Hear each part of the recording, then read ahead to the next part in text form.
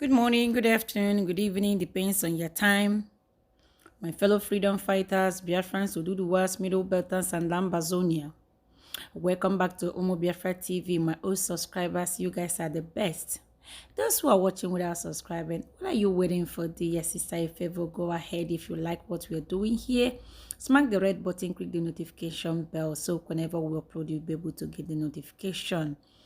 As I welcome you back to the channel, the video we're about to watch is the video of where our South African brother is telling the French people to get out of South Africa and allow them to rule themselves. This is how it's supposed to be. May the peace of the Lord be with Mazan Namde Kanu. May he come out and declare Biafra for you and I, say. My guest on As It Happens Tonight is EFF leader Julius Malema. Julius, thanks for coming in tonight. Thank you for having me. When you look at that video, the clip of the interview that you did with TRT, with the benefit of hindsight and seeing the kind of responses that there have been to it, what do you make of it? I'm very proud. I'm proud that I'm not a coward like many of you who want to tell the truth and are scared. It is what it is. It has to be confronted like that. If I had not spoken, many other things in this country will not be happening. It was a taboo to speak about the land. It was a taboo to speak about economic transformation. No one would have imagined marching to the Johannesburg Stock Exchange. They were untouchable like that. And I've taken a conscious decision, individually and collectively with the leadership of the EFF, to deal with unspoken matters which people are concerned about. You see, the civil war which will happen in this country, it will not be as a result of Malema saying one or two things. It will be out of the frustration our people are confronted with. There is a serious problem of underdevelopment. There's a serious problem of not sharing the resources of this country, and the whites becoming more richer and the blacks becoming more poor. We ought to confront it. We ought to be honest about it. We must not be scared, and generations after us will thank us. We'll get to your comments on the impending unled revolution as you see it in the country, but perhaps let's begin with just the way in which how the statement within the interview was phrased, especially where it comes to the future of white people in the country and whether or not they should consider themselves safe in the country. It seems to leave the window open, creating room for general fear about what the future of white people in this country is. The white people in South Africa are the most safe people. There's no one in South Africa who's more safe than white people. They are untouchable. They receive immediate attention when they complain. Actually, if a white person dies in the farm or dies anywhere in the suburbs, it becomes news. And we forget that thousands and thousands of black people die every day in this country, do not receive the similar attention white people receive. Why? Because of privilege, because they enjoy the maximum protection this country can offer. So there's no white person who's threatened. They know it is a discourse. They know it is robust at times. It can be scary at times. That's what democracy is about. It's about engaging on uncomfortable issues, but knowing very well that those who are in charge of such engagements do not possess even a potential of engaging in a genocide. I say in the similar interview that under my leadership, I don't see the EFF engaged in any form of racial or white genocide. It will never happen. So are you therefore intentional in terms of how you choose to frame things in a way that seeks to break the status quo of comfort as you see it where white people are concerned? I enjoy creating an uncomfortable situation for those who are comfortable and making comfortable for those who are not comfortable.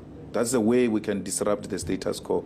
I'm not the type to comply with the status quo. So are you saying that it's simply semantics on your part? No, it's a commitment. If it was semantics, it would have disappeared a long time ago. You can go into the archives of the ET before ENCA existed. I said all of this when I was very young. I'm committed to it. Many people tried to persuade me of these things. Many have punished me for the views I hold. I've never changed. I've lost a lot of things, both personally and politically, for views. And I will never change them because I don't agree for anyone to bully me for thinking. No one can take away my thinking capacity. You may not enjoy it, you may be uncomfortable, but you know, the recent history teaches me that at the beginning, they disagree with me. And as it goes on, majority of them begin to say the same things that we have been saying. For those who see it as a call then to, I suppose, more generally create racial tension within the country, and even as some form of subtext or subliminal message around white people and how they should be treated, how do you engage it on that level? Because if I hear you correctly, you're saying that it's part of your political discourse, but for those who see it even as a call to then act out what you're saying in that discourse. Would have wiped them out if there was a call to such an action. There's no such a call to the action. I'm saying to you, depending on how you conduct yourself moving forward, you might attract serious onslaught on yourselves. You have to come to the party, and the sooner you do that, the better, before we engage in unled revolution, which will be anarchy. And this will be necessitated by the fact that you are in possession of 90% of the resources of South Africa, whereas you are constituting less than 10% of the population of South Africa. This on its own is a recipe for disaster. It's not Malema's creation. They've created it during apartheid. They're still protecting it till to date. The sooner they change that, the better, so that you don't create environment conducive for racial wars, or rather even a civil war in South Africa. It can only be stopped by sharing the resources of this country. And certainly when you speak about this unled revolution, a part of it seems to be equated to the inequality levels that exist in the country. Inequality is not something that's unique to South Africa. And in societies the world over where there is inequality, it doesn't automatically result in revolution. So what then makes you think that South Africa within itself is ripe for such an unled revolution to take place? South Africa is already in a crisis. Me and you will know that our people are revolting every day in the townships. Our people are burning buildings. Our people are taking state institutions for lack of service delivery, poverty and inequality in South Africa. It is happening, and it's happening in some pockets of the country. If not properly addressed, it will come together at some point, and it will be a disaster for our country. We are a unique nation. We cannot be compared to anyone. We know our rights. We are not existing in a totalitarian society where we'll be scared to speak truth to power and take that which is being said by white supremacists as truth and as something that cannot be challenged. We are known for challenging those type of things. But when we speak about revolution, we're also speaking about, fundamentally changing whether the economy, the political structure, and the society or state, as it were. And so to the extent that it would need the majority of South Africans, do you feel that that's where the majority of South Africans are? Well, 1976 was not the majority of South Africans, but it was a turning point. And we will have that time repeating itself at some point based on inequalities. I agree. A revolution is a complete overhaul. And for as long as things continue the way they are, people occupying the land permanently in conflict with law enforcement, people fighting amongst themselves because they are fighting for scarce resources, once it comes together, it will catch fire, and those questions of why is it not happening in other countries will be irrelevant. Because it's not happening in other countries, it doesn't mean it can't happen here. Yes, so let's resolve it. So it happens because we've got experience of it happening in 1976. We've got experience of it happening from 1985 non-stop until the apartheid regime succumbed to internal and international pressure. So it's not for the first time that our people will revolt. They've done so before.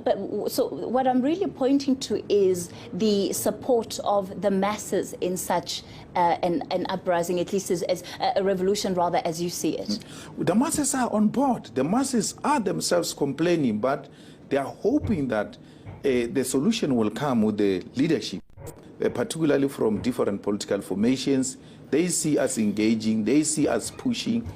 All these types of things that we're doing, we're actually giving them hope And once they realize that even after all of this has happened, still there's nothing that has changed materially, they will take themselves. They will say the leadership has failed. We still have got organizations like the EFF, which are inspiring hope, and the people are saying, perhaps let's give it time, and these new formations will deliver that which those who came before them failed to deliver. Very briefly, before we go to a break, do you think there should be a revolution in South Africa? Absolutely. There should be a revolution. There should be a led revolution, which is orderly, but is radical, and it changes the status quo.